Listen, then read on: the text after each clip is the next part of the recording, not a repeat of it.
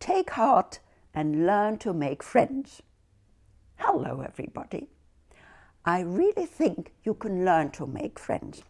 And since research tells us that friends are a very important part in your well-being, in your well-feeling, we should all try and learn, unless you're already very good at it, maybe. I think I learned it in Canada. Many years ago, I have a Canadian friend, you see, and I hadn't been with her for very long, or very often, so I didn't yet know her family and her friends. And she gave a garden party. She has this lovely house, lovely garden. And being German, I was a little worried about it, hardly knowing anybody. Would I be standing there on my own throughout the party, which is rather an unpleasant feeling? I need not have worried due to the Canadian's ability. So there comes this man, stands in front of me and says, "Hello, you must be the German friend." What a wonderful introduction. Wherever he had the information from. So off we went talking about it. And now comes a very important point. Making relationships, making friendships is very much a two-sided thing. Now just supposing, I'm making this up, he says, "Oh, you must be the German friend." And I would have said, "Yes." Then he would have maybe said, "Oh, when did you arrive?" And I would have said, "Yesterday." And he would have said, "Did you have a pleasant flight?" And I'd say, "Yes." See what I mean? I cannot leave the responsibility for forming the relationship to just one side.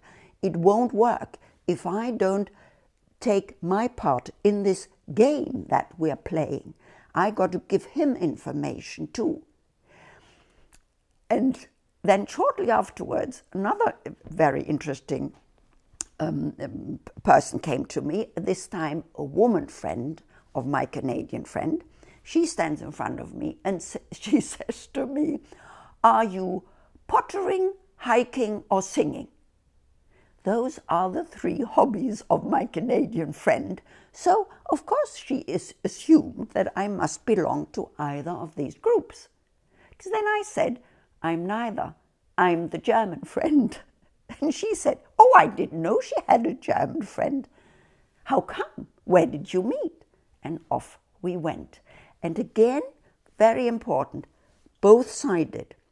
Therefore, I've been quite often in England, and the English are correctly and rightly famous for small talks. They're excellent small talkers. So you would never, like it could happen to you on a German party, I'm afraid, you would never be standing completely on your own on an English party. But to my experience, small talk doesn't lead you much anywhere. Therefore, the English really do start talking about weather. That's not just an idea, they really do. Only to my experience, it doesn't lead you very far. Where are you going to go on from the weather? And again, being German, I want interesting conversations. I want to go into depth. That would be my aim. So I would advise you to be careful there. Another example. Where I live, we are two flats on the same landing. And my neighbor, the flat was being sold, and there was a new owner who I knew was not going to live there, but he was going to rent out the flat to somebody else. So one day he rings and introduces himself to me, which is rare these days, and it should be rare, because that's a wonderful beginning of relationships, of course. So he introduces himself, we stand on the landing chatting, and you know how it is. With some people you just find a connection immediately. And now again, it is your responsibility not to let him go. You have to signal that you're interested in this relationship. Otherwise, he would have gone away and I might never have seen him again. So I say, why don't you come in for coffee? And now he takes on the responsibility, saying rightly, I'm very sorry, I've got an appointment in half an hour, but why don't you give me your phone number and then we arrange another meeting, which we did, and we have been friends ever since. So, yes, you can learn it. Keep in mind that it is your responsibility, and that's important, to take the relationship and the conversation onto a next level. Now, of course, you might not meet, in my examples, there were people there meeting in private connections. Now, a young Turkish friend of mine, she was telling me not long ago, she had moved to another town and was short of friends as yet in the new town. Now, these days with the internet, it's no problem, but you have to do it. Nobody is going to come, knock at your door and say, oh, I'm glad you've come to wherever it is. I want to make friends with you. That's not how it works. You have to go search for those people. So maybe whichever sport is yours, you may be dancing, you may be playing tennis, you maybe want to go to a gym. There's loads of sports. You maybe go to volleyball, football, whatever there is. You may play an instrument and go to a class of that. You may want to learn a language and meet people for doing that. I have a friend who goes regularly to hiking with other people. There is no end of things that you can do together, and there you meet the people.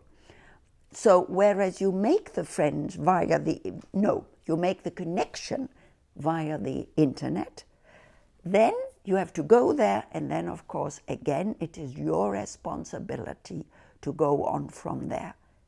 And I would advise you, if you have problems, practice the following. Go to the next park wherever you live. There must be a park somewhere. Go to the park and make a point of striking up a conversation with whoever. So there is somebody sitting on a bench, 1 or 2 people, doesn't matter. You sit next to them and you make a point of striking up a conversation. And you have to, I know it's not easy, for most of us it is not easy, but you can overcome that moment of uneasiness and then practice this. And next time you see somebody in a cafe or wherever, or stand on a party, you have this, you make things easier. You will be better in doing it, I'm sure. And next time, there's another point I want to stress for our next meeting. Friendships between different generations, I find, are also a very important aspect. Meanwhile, go practice, okay? And let me know how you got on. Bye for now.